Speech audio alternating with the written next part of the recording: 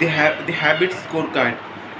The Japanese the Jap, the Japanese railway system is regarded one of the best in the world. If you ever find yourself riding a train in Tokyo, you will notice that the conductors have a particular habit.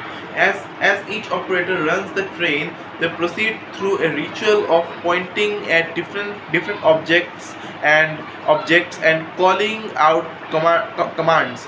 When the train approaches a signal, the operator will point at it and say signal is green. As the train pulls into and out of each station, the operator will point at the speedometer and call out the exact speed. When it is time to leave, the operator will point at the operator will point at the timetable and state the time. Out on the platform, the other employees are performing similar actions.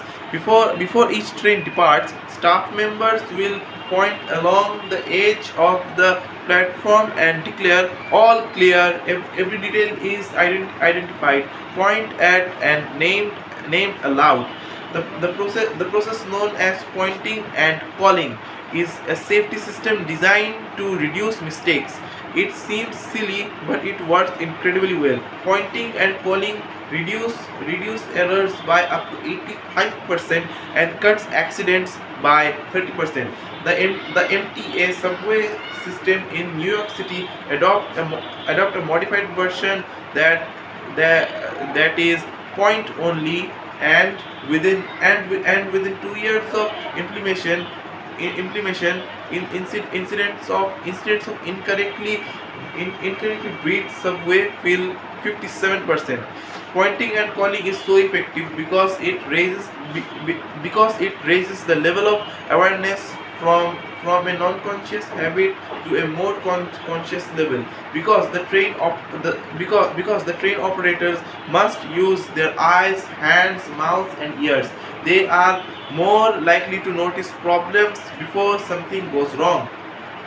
My wife does something similar. Whenever we are preparing to walk out the door for a trip, she verbally calls out the most essential item in her package list. I have got my keys, I have got my wallet, I have got my glasses, I have got my husband. The more automatic a behavior becomes, the less likely we are to consciously think about it. And when we have done something 1,000 times before, we begin to overlook things. We assume that the next time will be just like the last.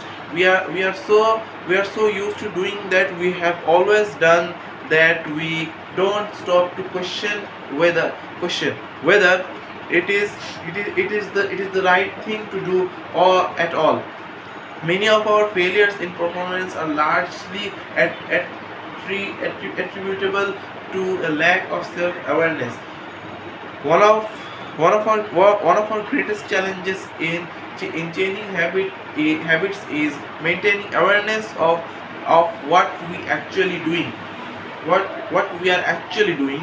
This helps explain why the consequences of bad habits can speak up on us. We need a point and call system for our personal lives.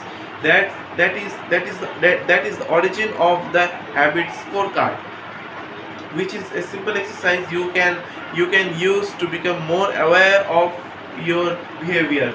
To create your own, make a list of your daily habits. Here's a simple exam. Here's a sample of where your list might start. Wake up, turn off alarm, check my phone, go to the bathroom, weigh myself, take a shower, brush my teeth, floss my teeth, put on deodorant, hang up towel to dry, get dressed up, make a cup of coffee, and so on. Once you have a full list, look at each behavior and ask yourself, is this a good habit? a bad habit or a neutral habit. If it is a good habit, write plus next to it. If it is a bad habit, write minus. If it is a neutral habit, write equal sign. For example, the list above might look like this: wake up is equal, turn off alarm equal, check my phone minus, go to the bathroom equal, weigh myself plus, take a shower plus, brush my teeth plus, floss floss my teeth plus, put a deodorant plus, hang up towel to dry equal, to get dressed equal, make a cup of tea plus. The marks you give a particular habit will depend on your situation and your goals. For someone who trying to lose weight, eating a bagel with peanut butter every morning might be a bad habit. For someone who is trying to bulk up and add muscle, the same behavior might be a good habit. It all depends on what you are working toward. Scoring your habit can be a bit more complex for another reason as well. The labels good habit and bad habits are slightly inaccurate. There are no good habits or bad habits. There are only effective habits that is effective at solving problems. All habits serves you in some way, even the bad ones, which is why you repeat them. For exercise, categorize your habits by how they will benefit you in in the long run. Generally speaking, good habits will have net positive outcomes. Bad habits have net negative outcomes. Smoking a cigarette may reduce stress right now. That is how it is serving you, but it is not a healthy long-term behavior. If you are still having trouble determining how to rate a particular habit, here a question I like to use: does this behavior help me become the type of person I wish to be? Does this habit cast a vote for or against my desired identity? Habits that reinforce your desired identity are usually good. Habits that conflict with your desired identity are usually bad. As you create your habit scorecard, there is no need to change anything at first. The goal is simply notice what is actually going on. Observe your thoughts and actions without judgment or internal criticism. Don't blame yourself for your faults. Don't praise yourself for your success. Now I will praise myself. Alhamdulillah. If you eat a chocolate bar every morning, acknowledge it. Almost as if you were watching someone else. Oh, how interesting that they would do such a thing. If you being eat, simply notice that you are eating more calories than you should. If you waste time online, notice that you are spending your life in a way that you do not want to. The first step to changing bad habits is to be on look out for them. If you feel like you need extra help, then you can try pointing and calling in your own life. Say out loud the action that you are thinking of talking, and what the outcome will be. If you want to cut back on your junk food habit, but notice yourself grabbing another cookie, say out loud, I am about to eat this cookie, but I don't need it. Eating it will cause me to gain weight and hurt my health.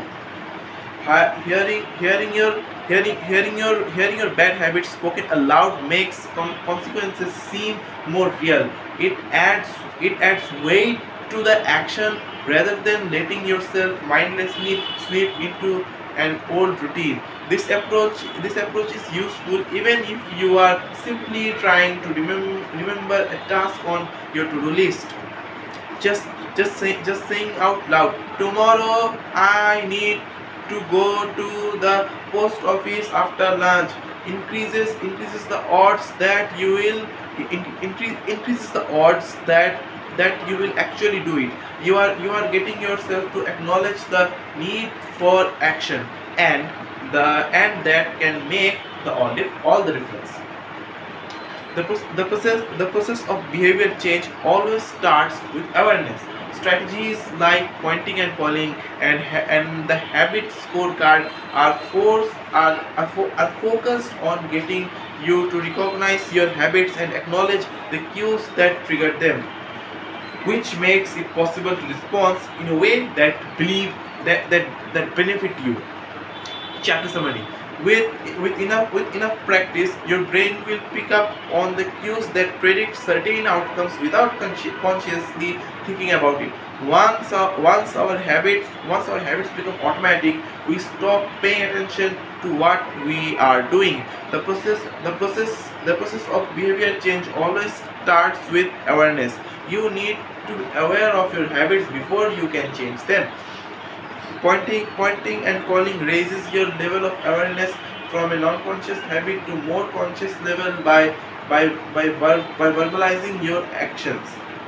The habit scorecard is a simple exercise you can use to become more aware of your behavior. Till then, assalamu alaikum.